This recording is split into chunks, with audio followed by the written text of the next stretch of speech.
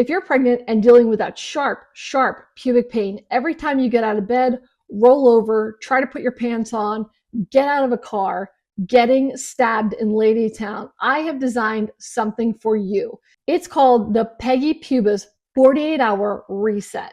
This 48-hour plan is designed to calm down your pelvis, decrease inflammation, and increase motion that will help you kill this pain that is killing you. It'll get you back to feeling human again. You can download it free at drbrandie.com/48-hour reset. Or just grab the link in the show notes. All right, today on our episode of Pregnancy Pain Sucks, we had a visitor 2 weeks ago we met up. This is Jackie. I've known Jackie for like 20 years. Yeah, she was my doula for my youngest, who's 18. And as we said, she was pregnant at the same time. She was helping me when I was pregnant. We were equally pregnant at the same time. Right, yeah. And we reconnected. I am back on social media and back on this podcast, and Jackie just launched a business, and I really wanted to, the thing we posted was a little bit silly of us. Yeah, but it was a fun day. We picked up like nothing happened, but Jackie has something serious to talk about, that is her business and her passion, just like my passion is helping pregnant women. So Jackie, do you want to introduce yourself to everybody that's on the Pregnancy Pain Sucks? Sure. Hi, I'm Jackie Kelleher. I have been a doula for 30 years. That kind of freaks me out to say at this point. But more recently, I've done birth and postpartum doula work for all those years. And more recently, I decided to find a way to take that to a larger audience. And so I created products called Face Cards. And what they are is conversation cards that are designed to stimulate conversation and connection and fun. Yeah, was there like a moment that this came to you, or was it just like over the years, like, we need to help a sister out with communication? Like, how did this evolve where you're like, I need to help with communication was it between couples that you find an issue with, or providers, or all of the above? The above, and generations, yeah, me too, right? yes. Like that intergenerational piece is huge also. But a couple things. One is that there were I also trained doulas for years. So my trainees would say, oh, there's the little Jackie factlets, that we share with our clients. And then I found out my clients were saying the same thing, oh, it's a Jackieism, or from when I used to run support groups. And so I found that, I had these things that I was always saying and that people pretty universally found helpful. So why not find a way to get it further out there? And then it's interesting because I also teach classes on self-defense and personal safety for women.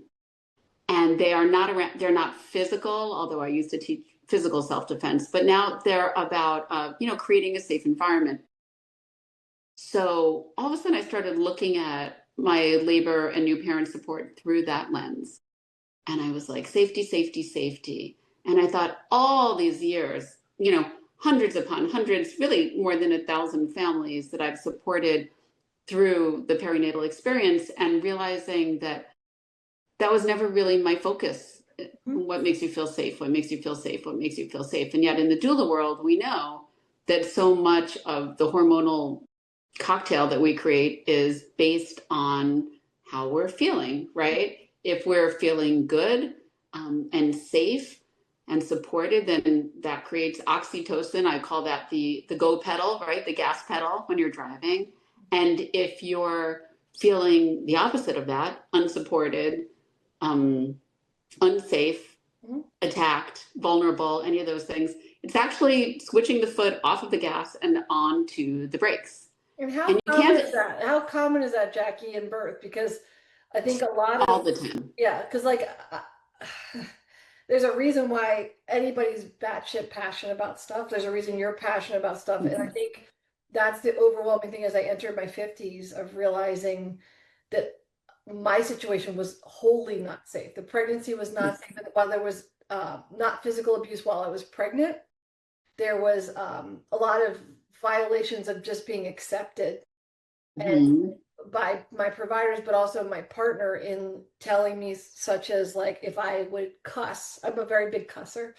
I was a paramedic, and And there you go. Yes. Um, Cussing is like a natural state for me, not at people, but like it's just something that comes out of my mouth. And one of the Mm-hmm. things that he was hell bent on is that if I cussed in the delivery room at any point, he would leave. Ooh. And I thought that was funny for a lot of years or like quirky. And then I realized, like, wow, that really made me feel like I had to manage his emotions instead of just focusing on myself, and that made me Mm-hmm. feel like, oh my God, he's going to leave. And what's that going to mean? And how I'm going to look. Do you know what I'm saying? And that really Absolutely. shaped my experience throughout my pregnancy. And I think that's what makes me so passionate about what I do because I wasn't safe and I was not supported. And both of us, I think, want to be that person for other women to tell them they're not alone and create safety within yourself. Do you know what I'm saying? And I think we're Yeah. Other women and also connecting them with their partners and their partners in labor who aren't necessarily chosen life partners, and also again intergenerationally. So in this pregnancy deck, and I don't know if you have any around there, but there's a lot of the prompts that are around this. So it's like, what do you see the partner's role, the birth partner's role during labor? And these questions are for everyone, right? So isn't it interesting to find out beforehand, oh, you see your role as being this. I was expecting you to do that. yes. And to have conversation around that. What are you afraid of? It's another one. What are you afraid of? Also, like, what's the story you've been told about birth in your family, and how do you think maybe that has shaped your expectations of labor and birth? So I had several clients over the years who said to me, I mean, I'm, happy to try, I'm hiring you because I'm trying to have a vaginal birth, but I have to tell you, no woman in my family has ever had a vaginal birth. And with that kind of setup, the likelihood without a lot of work beforehand of pulling that off is very, very low because, first of all, I would always counteract with, well, I would argue until very recent history, every woman in your family had a vaginal, Yeah. because that's only a few generations that that's been offered, right? But just this sense of such fear, right, coming into it. And it's not that it's manufactured. I mean, they're coming by it honestly, right? It's how they've been taught. They've like marinated in this mindset that birth is very, very dangerous, and our bodies in particular not made to do it. So here you go, good luck. Yes. Um, and so getting those things out and encouraging people to just take a look. And also we have these reaction cards because some of these things people react to and their reactions may not be what you'd want to say out loud, or they don't even know what they're feeling. So they can say things like what, or love, or adulting, just like a way to kind of react to it. Your mother says sick. Yeah. there's there's another one that says tasty. There's one that says gonna have to think on this one, Yeah. Yeah. because that, and these cards are crowdsourced. They're written with the support of an input of dozens upon dozens of families that I supported in the past couple of years, plus all the feedback I've gotten over the years before. So, and one of the moms said to me, my husband would need to think on most of these. Like he's not like a bleh, here's my feelings. Like I'll bleh about anything. She just thinks I shouldn't be, and she describes him as like always needing time, and really being very intentional in his thought. And That so creates they safety really for taught me him something. too. That's his style. It's part of her that she knows that to not Mm-hmm. all over, him. But I think both of us, we've talked immensely about the birth is like an event, right? But at the same time, the story that we tell, the experience that we Mm-hmm. have is stored in your body. Like that is a big, deep thing that affects Mm-hmm. a lot of how you feel about yourself, of how it went. Do you know what I'm saying? How you thought it would go. Like for me, it's one of the biggest regrets I have of having a child in a safe relationship. Like, what does that feel like? So when I'm a doctor and I see that, it's so beautiful to me because I wish I had that. Whereas, like, I had a husband the other day that the wife can barely walk. Like, she literally can't walk. I have to hold on to her hands. And he's texting the entire time. And he's like, "Are you done yet?"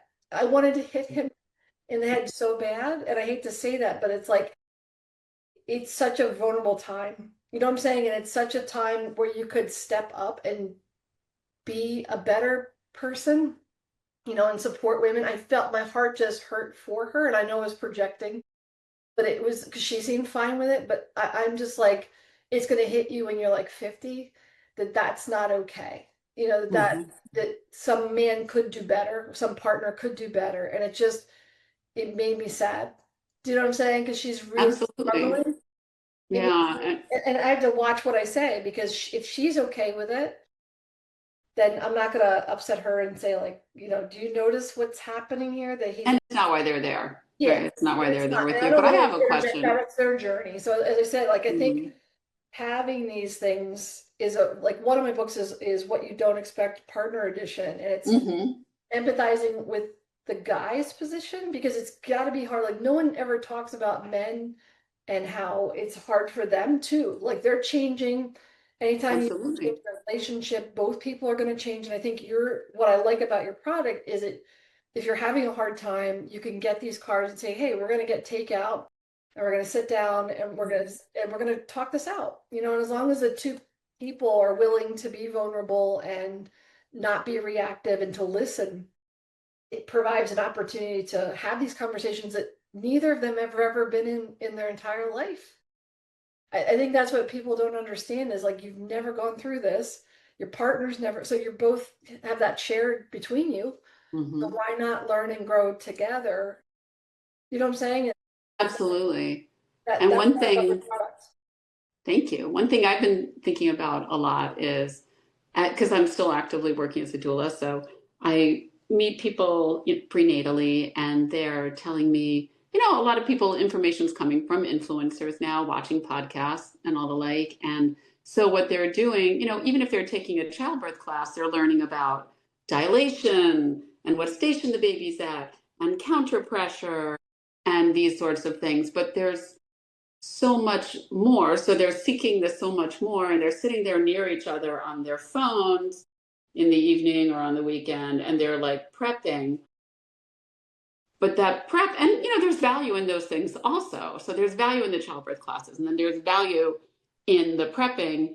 And then there's also that moment when they have a baby or are in labor, and this isn't going to work anymore, and they're going to actually have to like open their eyes and look at each other and have an ability and a comfort level with communicating, and also with this new little human who is about to be born, and the baby's crying and everything, and you can't be like, wait, here, watch this video, see, this video says you should be Yeah. like, at some point there's going There's to have soft to be skills this. there too. Mhm. There's so much soft skills of like how, and everybody's different. Like a lot of people talk about the love languages and stuff like that. That's Mhm. the basis of the love languages, I think, is good of knowing everybody's different. Like my ex used to get me jewelry. I hate jewelry. Like it's not I don't like gifts. I don't need to hear that I'm great. I like time and, there's different things that I like. So it's just a matter of knowing your partner, knowing how to show up for them Mhm. and knowing when to give them space too, I think, to sort of process stuff like your lady was saying about her husband of not having to solve everything right then. Right then, not, yeah, and learning each other. I think it's a great learning each other process. So a person could be sitting there drinking their coffee, looking at them and saying like, oh, wow, oh, like this one's, for support people. I can see a dad saying like, oh, in active labor, humor may no longer seem funny. It's a good sign.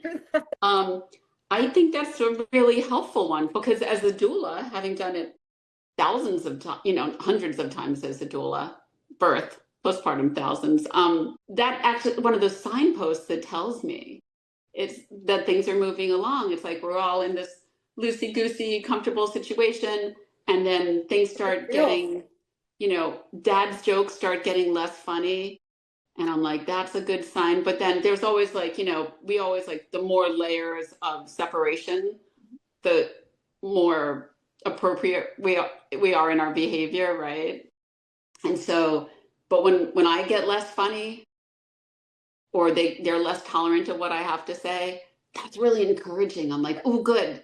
we're That's moving so along. funny. That's so funny because I talk about like I have a lot of first time moms and they'll come in and they'll like 36 weeks. So they'll be like, oh, I'm not coming in. I usually see a weekly for the third trimester. Mhm. And like 38 weeks, they're like, I'm not going to be here. My due date is a week and a half. And I'm like, you'll be here. In all odds, you'll probably be here.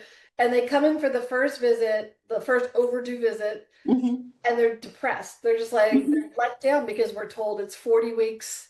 And they had their, it's like finding out like Christmas is actually like January 10th. What's that one say? I love glasses. It's the Oh, it thing says that it's common to go back past your estimated due yeah, date. Try like to no think one of it talks as a about it. due month. You find that at the end. So they come in and they're like depressed. And then Mhm. the next week they come in, they're a complete wedge. Like they're rude to my front desk, they're rude to me, and then they apologize. And I'm like, no, this is so good. Like the end is near. Like the end, and we usually have the baby like that night. Like if they're irritated, like horrible PMS, like this is so good. And their face lights up, they get some hope. Yeah. Yay. It's normal. All this stuff is so normal. Do you know what I'm saying? And common. And it's like it's just it's nice to help women understand, like you said, the way that your body unfolds naturally. As much as I'm not a natural girl, I had two epidurals and Yeah, I'm not talking about natural birth here. but like Just but natural, mhm. like there's things that are normal that Mhm. like that you would act that way. Do you know what I'm saying? And to forgive yourself and to tell your partner, like your partner isn't like possessed.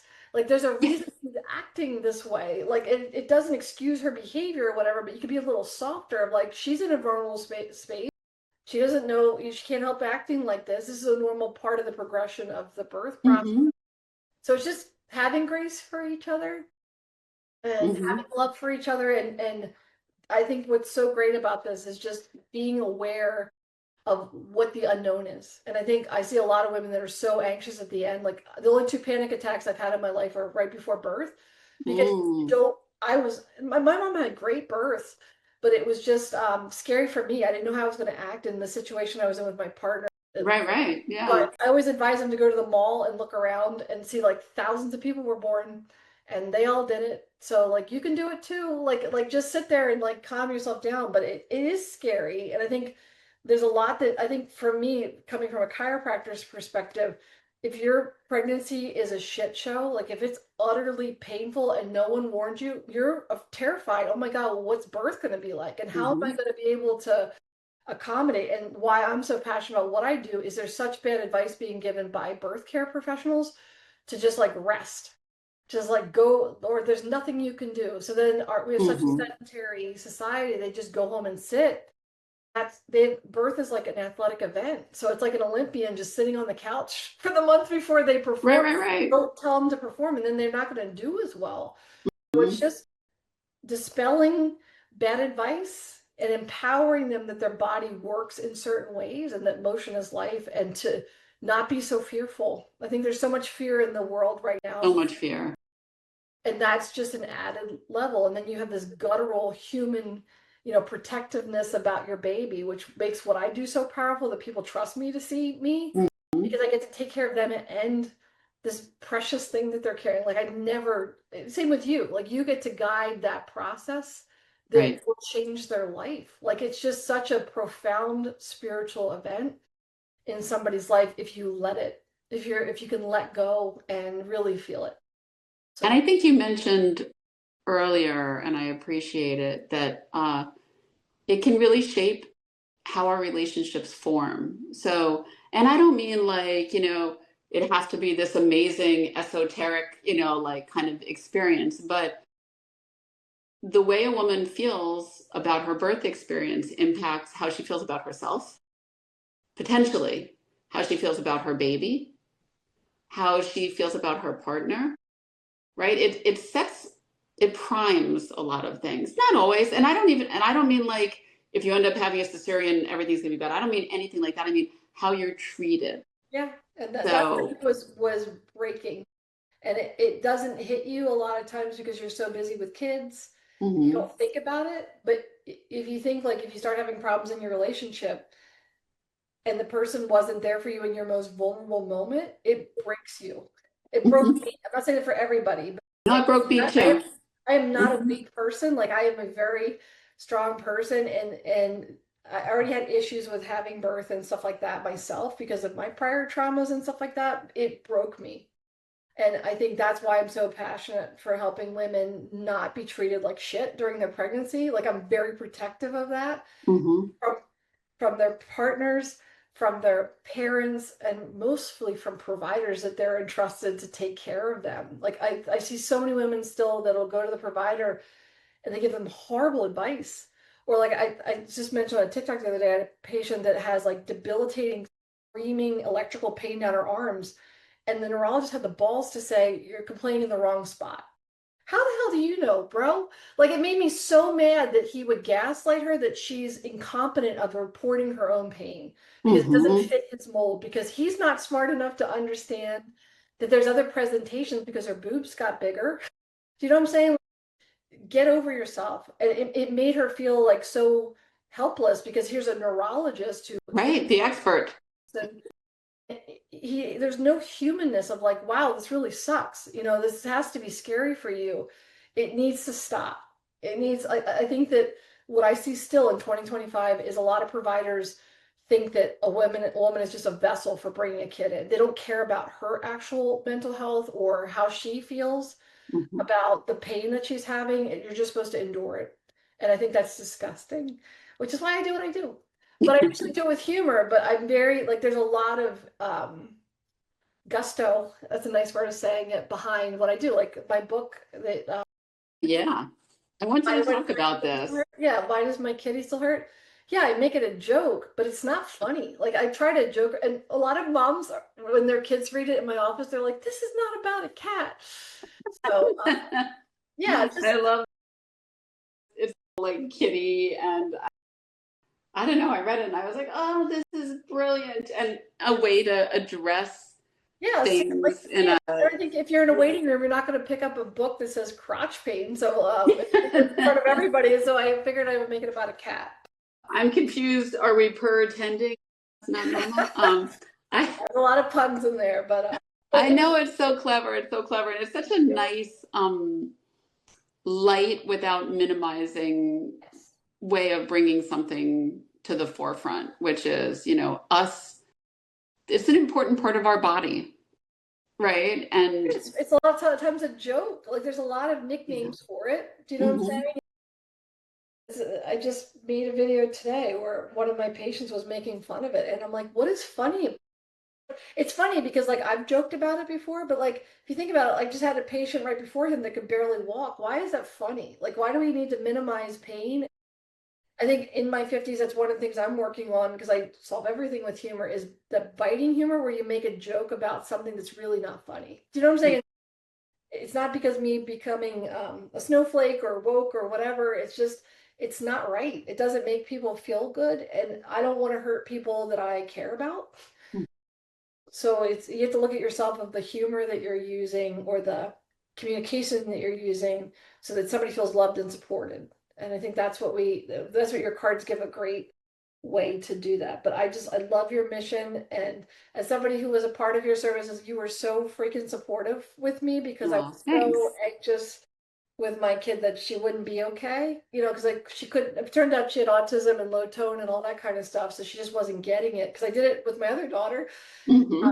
But you were just so supportive, and I think that translates into an extension of yourself that you can help more women, which is all Yeah. and partners. Like as I said, I'm not just like pro women, I'm pro partners and relationships and love. Like it's hard for everybody, and I think the more that we can talk about it and be open about it and not be reactive about it, the better.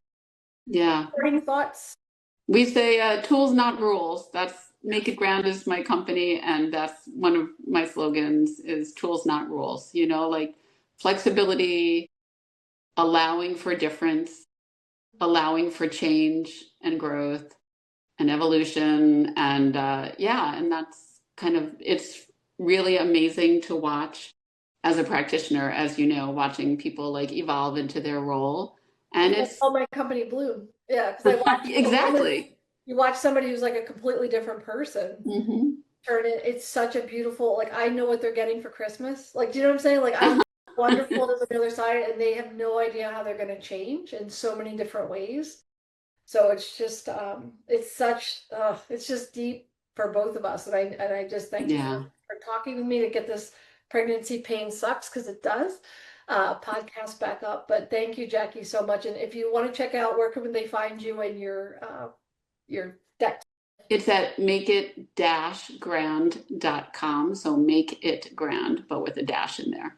And you can probably put the link in the show notes. I'll, Yeah, you know, that, yeah. make sure you have the link. And yeah, thank you for inviting me and having this conversation, because I just love, you know, supporting each other. We're supporting families, Yeah, right? And that's you can find our it mutual goal. link below, and then it said make a great gift for the holidays. It's a great time to you're going to be together with people. It's a great time to buy her product. So go to her website, check her out. And if you're in the Philadelphia area, Jackie is a huge resource. So you have to. Yeah, I could be your doula. Thank you so much, All Jackie. right, thanks.